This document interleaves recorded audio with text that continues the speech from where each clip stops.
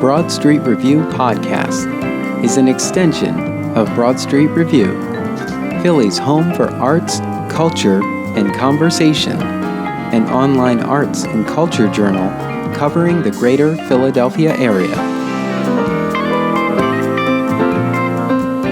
I'm your host, Darnelle Radford. Today on the podcast, DeAnna S. Wright drops in to talk about the Quintessence Theater group offering of Reckless Romance with Shakespeare's A Midsummer Night's Dream and Antony and Cleopatra. Here is my interview with DeAnna S. Wright for Reckless Romance at Quintessence. And welcome to the podcast. I'm your host, Darnelle Radford, and today I'm in the virtual studio to talk about the Quintessence Theater production called Reckless Romance. It is 2 shows in repertory. It is Midsummer Night's Dream and Antony and Cleopatra. And while this entire ensemble is amazing, I am here today with one artist who is representing multiple roles in Reckless Romance, and that is Deanna Wright. Deanna, welcome to the podcast. Thank you so much. Hello. Thank you for having me. Absolutely. I'm so glad I got a chance to get to know you a little bit. After these shows, I went to both gay affinity nights at Quintessence. Started first with the Midsummer Night's Dream, and then ended with Antony and Cleopatra. Both great performances, both different performances. Absolutely. And but they were great experiences, and the hang after the show was also great. It was a great opportunity to just mingle with the cast and crew and kind of talk about the experience. So that was great. So Deanna, being that this is your first time here with us, tell us about Deanna Wright. Oh God. I never know how to answer this question. You just keep it simple. Start from the day you were born. And oh my God. No. Lord have mercy. I'm a spiritual being having a human experience, and all of the ebbs and flows that comes with being that. That's literally what I am. I don't consider myself to be a thing. You know, you ask an administrator, who are they? I hope they're not going to say an administrator. I hope they'll say something more profound than that. Yeah. But yeah, I'm Deanna. I was born and raised in Florida, and I have parents, I have siblings, I have family. I've done many things in life, and all of those things kind of encompass kind of an entire life experience. So I don't know. I can be really hard with this question because right, it's a tricky one, but I guess that's what I could say to that. I think it's good. It keeps you a bit elusive. Sure. So people will pay attention. I can't get a read on Deanna. I'm gonna have to see a bunch more shows. Yeah, let's go that route. Yeah. So you're a native of Florida. Their weather is considerably different than Philadelphia's weather. Absolutely. So what brought you up north? I'm a part of the Reckless Romance repertory, playing Cleopatra and Antony and Cleopatra and Oberon and Midsummer Night's Dream. And so that is what brought me here to be a part of this tour de force event, I guess. So we're here in the spring, and when did you first know that you were going to be coming up here for this? And did you have, I mean, you obviously submitted for this. Sure. Did you have any thoughts about being in a repertory, two heavy-handed pieces back to back? I truly had no idea. I had no plans for this. It kind of just happened really quickly. I reached out. I didn't know when the auditions were or anything like that. I kind of just boldly reached out to the director directly and told him that I had interest in Cleopatra or Titania, which is a role in Midsummer. And I kind of quickly read for the part, and he got back to me pretty quickly. I was actually a professor at FSU, Oslo Conservatory, which is where I got my graduate degree, where I got my master's of fine arts in acting. And I was there teaching, so I was fully employed as a professor. And but for months before that, I felt that it was time to redirect my path and go back into acting. And so I say this is random and out of the blue, but this is something that I had been kind of chatting with the universe about. And it all happened so fast. And when I was offered the roles, I kind of knew almost immediately that this is something that I wanted to take. That I knew that it would be wild for me to turn these roles down, which is something that I had been kind of wanting. I had a desire to play, to be a part of Shakespeare again, and to kind of redirect my path as an actor from um, one kind of style of acting, which was kind of like gritty, dramatic, unsexed characters, um, to kind of, I wanted to connect with other layers of who I am as an artist. And so that is what I had been putting out into the universe. And so when the opportunity to be a part of this rep came so quickly, I realized that this was my chance to take this on. And so taking these roles on apparently meant that I would have to resign from my professor role. And so that's what happened. And I kind of packed up my car and my dog and got on the road and came here on a Monday. And by Tuesday, I was in rehearsal. So um, I guess in a nutshell, that's how I came to be here. Yeah. Wow. Uh, what a change, you know? It's a change for sure. Yeah, I'm sure there are a lot of people right now thinking about making a big move. Sometimes the mindset is that it has to be a grand gesture or a big thing in order to feel meaningful. But like you said, you'd been thinking about making some change for a while, and then an opportunity comes up, and you're like, perhaps this is it. This is what's going to lead me to where I really want to be next. Sure. Yeah, that's great. What was that car ride like? It was really intense. It was really, really long. A lot of time to think. Was listening to audiobooks of Antony and Cleopatra, and did the same for Midsummer. So I kind of used used the time the best way I could. Uh, it was a hell of a ride for sure. I was delirious. A funny story, I was so delirious and out of it by the time I got to Maryland. It's a 16-hour drive. By the time I got to Maryland, I was so delirious that I got gas, went in and paid for gas and got some snacks, got in the car and drove off. with the pump still in my car. Oh no.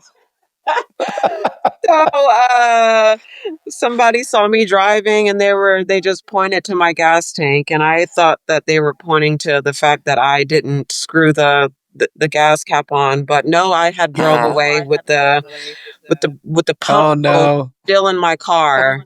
So if that says anything about how the trip went, that is how it went. Oh my. Oh my. So it got That's pretty adventurous and colorful, to be honest. that's what scenes in movies and TV shows are made of. I could literally write my own play about how the drive up here went to be a part of this. So yeah. You're just looking back while you're driving. Sorry, I'm an actor. Exactly. I didn't say a word. I was just like, oops. Yeah, Oh exactly. man.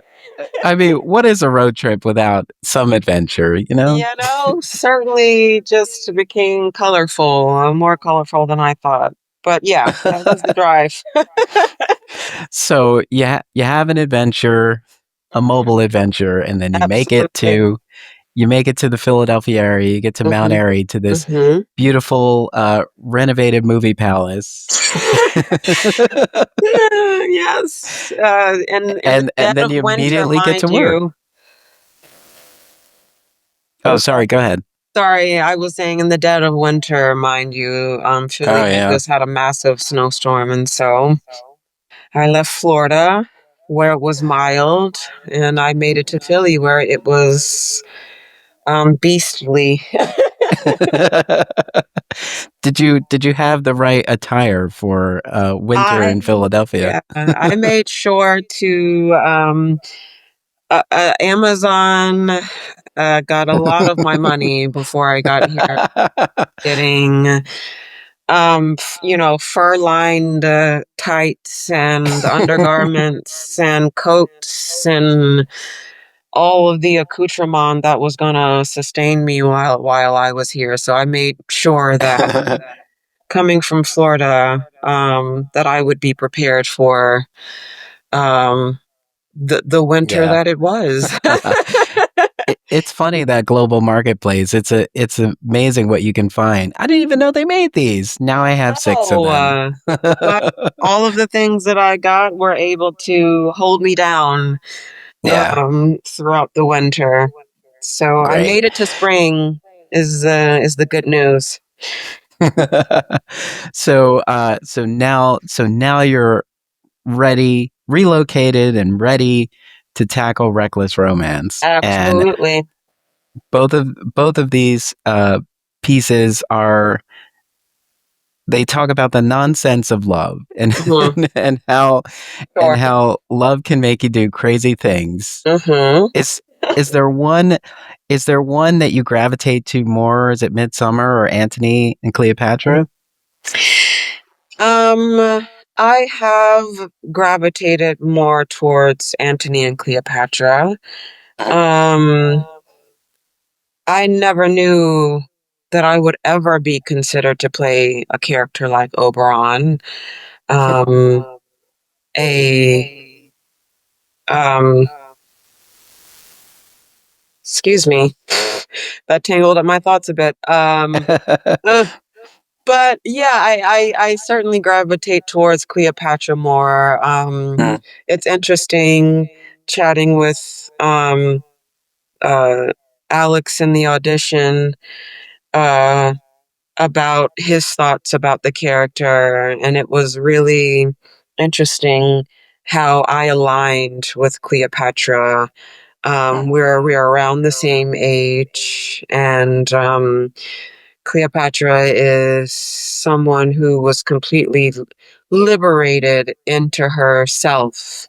Um, and uh,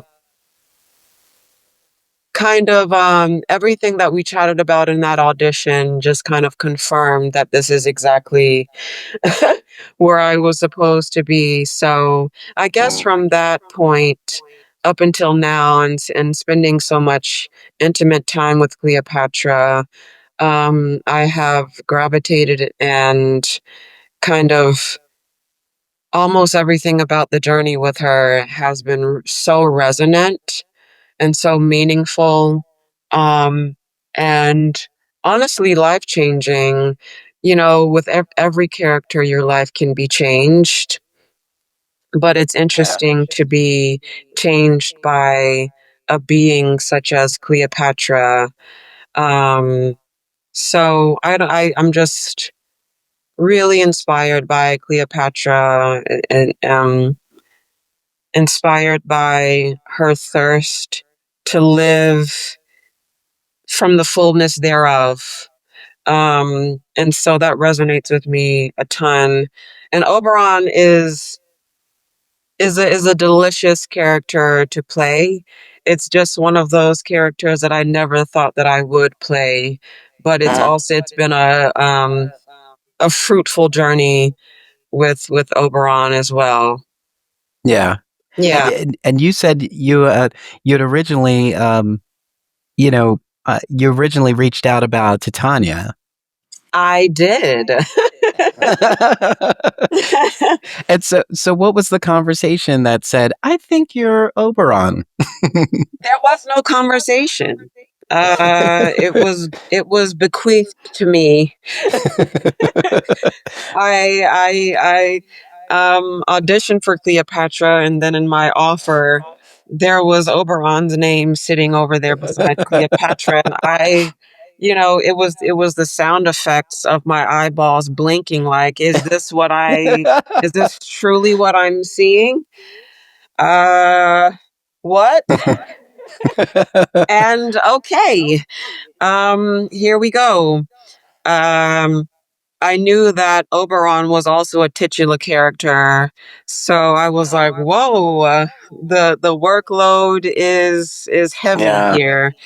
Um, but both of them are. I don't know if they are equally satisfying and fulfilling, but they are fulfilling and satisfying in their own right, for sure. Yeah. Yeah.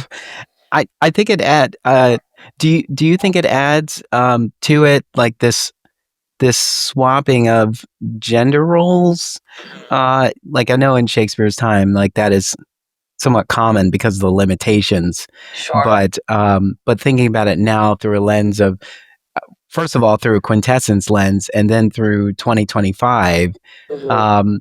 as you're going through the process, let's talk about becoming Oberon for a second. As you go through that process, what do you start learning about yourself as you're portraying Oberon? That is a good question. Um, I wanted to fill Oberon's shoes the best to my ability. I wanted Oberon to be as full-bodied as possible. Um, I hadn't seen an Oberon that looks like me. They it I guess the Oberons that I saw always fell in the complete opposite direction. You know, I'm 5'2" and a small frame, and so I was kind of like, "Are you sure you want me to play Oberon with, looking like with my aesthetic?" And but I guess I'm learning that if I give myself permission, full permission, then the possibilities are kind of endless. Um, and so I guess I learned to not get in my own way, and creatively based off of limiting beliefs. Um, and creating Oberon out of my experience was actually fun. Um, I didn't have I couldn't kind of base my character off of anything that I had seen because I hadn't Yeah. seen this before. Mhm. And so I got to create Oberon from the ground up. But also, like, I am Oberon and Oberon is me. And so out of my experience, Oberon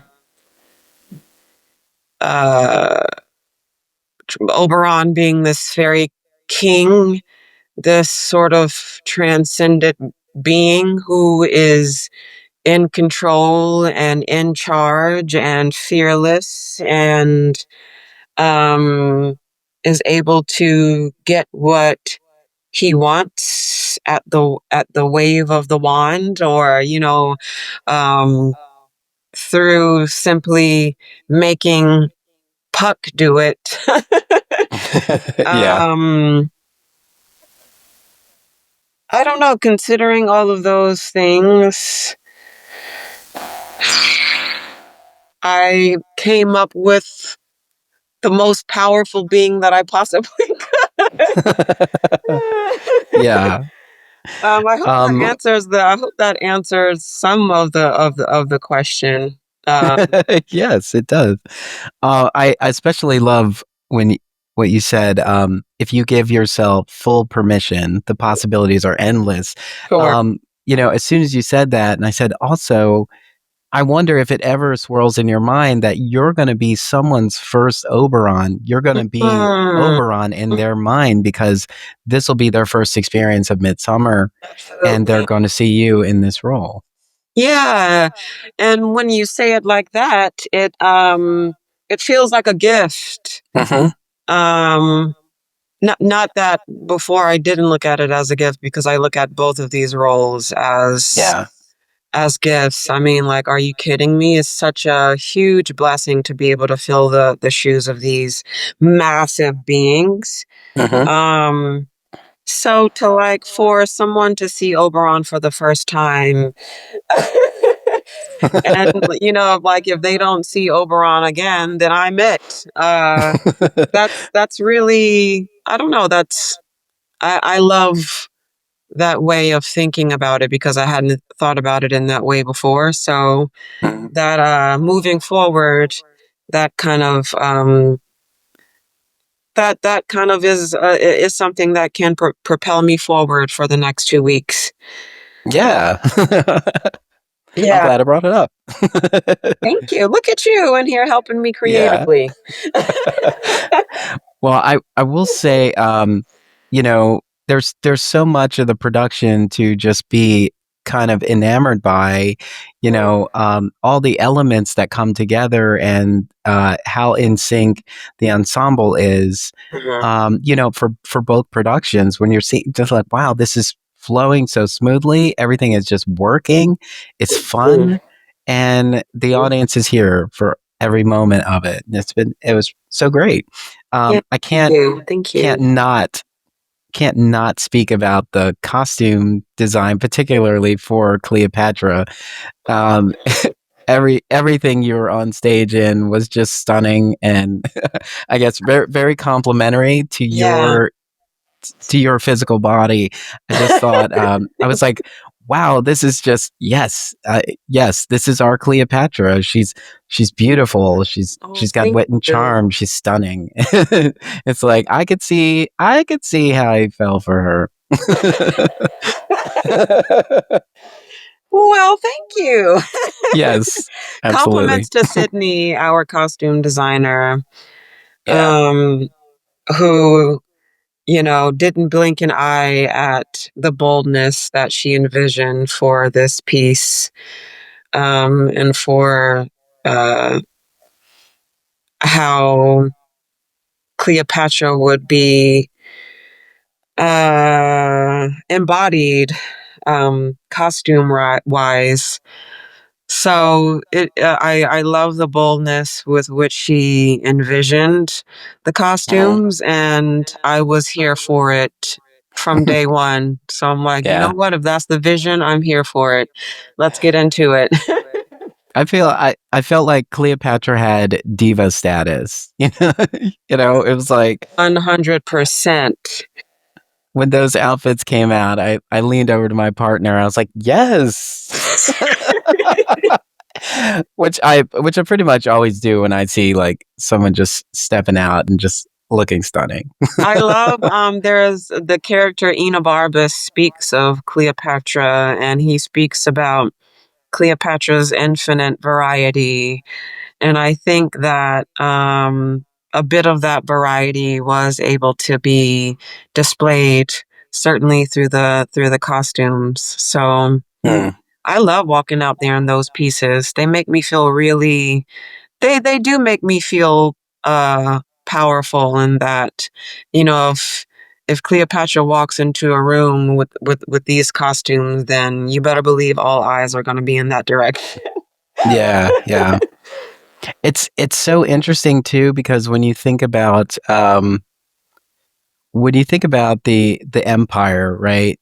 They haven't all set eyes on Cleopatra. You know?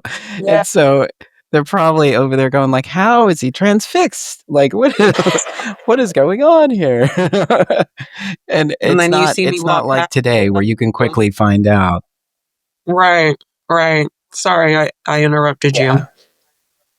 Oh, no problem. I was just saying how, so for instance, like when it's Met Gala time, right? Mhm. You know, they it's just a quick post. Did you see so and so come down that runway? Like, come Mm, down those stairs, stepping out in, the theme was, the category is, and it's all over the place because everybody's like, wow, whoa, yeah, crazy. Like, yeah, you don't show up and I just got a tux. That's all I have. Like it's not like you know, you will when not you will Cleopatra not walk shows down those up, steps. yeah, when Cleopatra shows up, she shows all the way up. Yeah, everyone's No holds barred. underdressed when Cleopatra's in the room. Absolutely. 100%. And so I just love how the direction and the movement of the ensemble just worked really well with the space. Like there's a moment. I'll talk out of sequence. There's a moment where you have to get Mark Antony up to a level, and Mhm, mhm. the way that is executed, you're like, oh, okay, I'm here for it. It's like, how are they going to do this? Like, this seems Right. like it's not going to be possible. And this is the part where theatricality comes in, and you're just like, yeah, okay, that's the Yeah. way I would have done it. I feel like most people are just like, okay, yeah, I want to consider that too, unless he disappeared and then ended up there. Like, I don't know Sure. how that would work. And then so when you're seeing that, you're just like, okay, great. And I love a space. I know some people don't like this, but I love when a production uses the whole space, because you feel Mhm. consumed by it, especially when it comes to Shakespeare. You feel like you're in like if you feel like you're at the Globe, Oh, just that's kind of looking, observing it, and it's so open and accessible to everyone. Like the arguably the fourth wall is broken sure. because we're not the actors aren't just confined to the stage. They're jumping off and going to different places, and we're looking around. There's action that's taking place like right next to you, and you're just sort of looking at it and going like, okay, Yeah. all right. This is the part where I was really tuned in because they were right next to me, Yeah. I think it's I think in the creative process it seemed like we were determined to have the audience really be a part of the action with us. And having it be on a thrust stage kind of gives way to that. If we were doing this on a proscenium, then it's easier for to feel like the audience is set apart. They're in another world and we are in another world. But I guess it was meaningful to us to feel that we were all a part of the same world.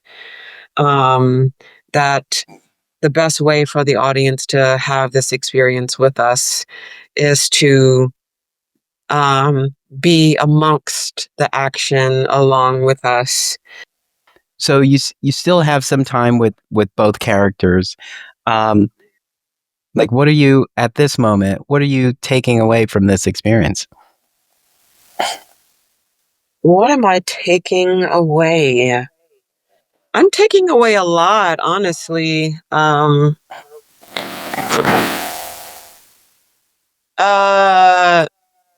This process with both of these, again, massive characters, these massive shoes to fill, and with so many words to fill them in with. This was the first time, I think, in my career where I actually questioned whether I was going to be able to pull it off. Um, and I was so brutal on myself prepping these characters because it meant a lot for me to do these characters justice. And so I guess my takeaway is that, is to never lose sight of how enough I am. Never lose sight, that no matter what the workload is that I'm called here on purpose. And that calling and purpose has me in a place where I can, no matter what.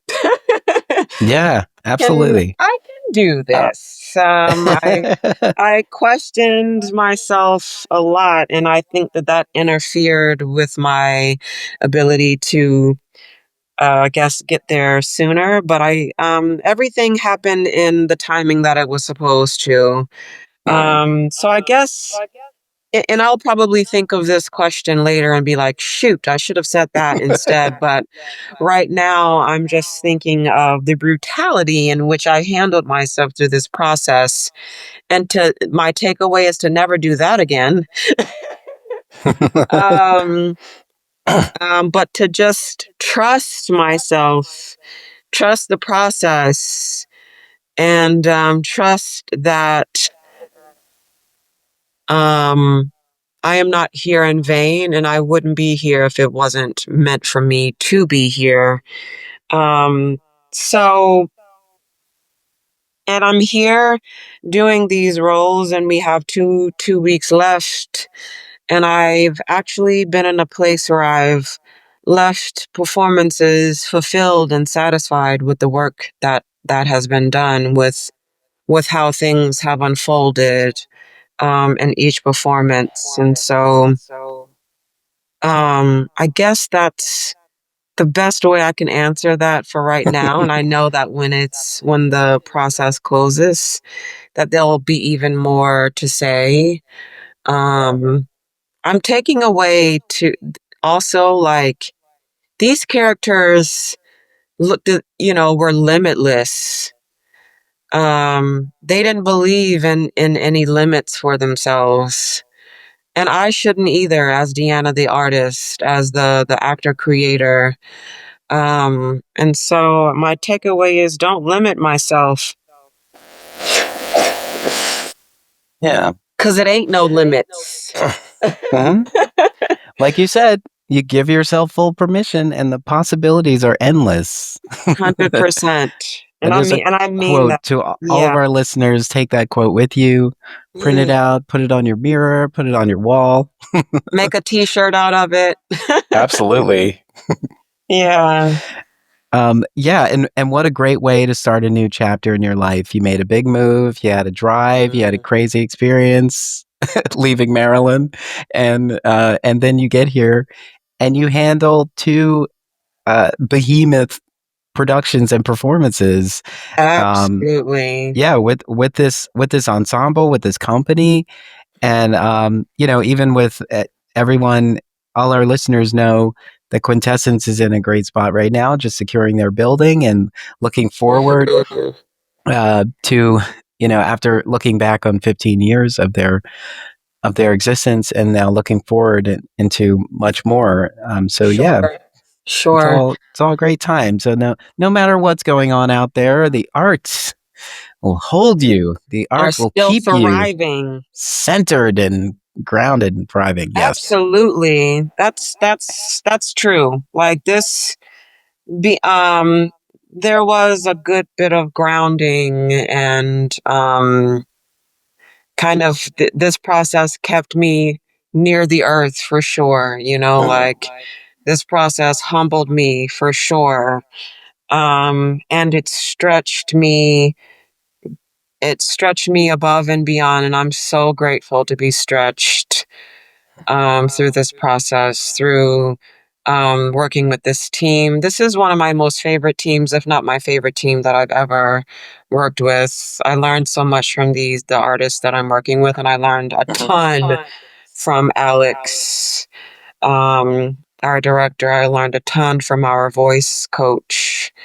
And just like the team overall, even the administrative team that's behind the scenes. I'm grateful. I'm just grateful for everybody that I've met and worked with and shared space with during this process. It's really truly been a gift. 10 times over, really. Well, that's great to hear. Yeah. DeAnna, it was a pleasure talking to you today. It was great to get to know you and find out about that journey that brought you to Mount Airy, to be on this stage at Quintessence, and to just tackle these roles of Oberon and Cleopatra. It's wonderful. Everyone, be reckless. Get some tickets and get on down the Quintessence. Buy more than one ticket because theater is more fun with a +1. Bring a friend. You better believe it. It's a lot of fun. These are all on stage through, let's see, April 27th. April 27th. Actually, I should have known that because I said in the theater that there are always like 10 shows that close on the same day, so that Crazy, weekend really? is a great weekend to just take your pick. So April 27th, you have to experience Quintessence Reckless Romance, the combination of A Midsummer Night's Dream and Antony and Cleopatra. Deanna S. Wright, thank you so much for taking the time to chat with me this afternoon. It was truly a pleasure. Thank you so much. I appreciate you having me. It was lovely.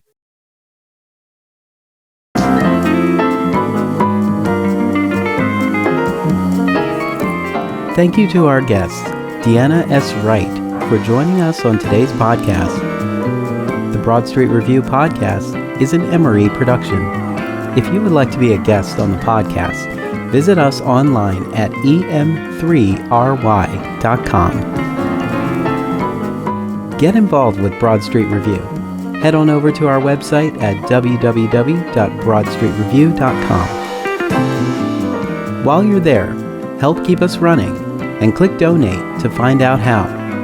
There you can also find our social media links. Thank you for your part in keeping the conversation going.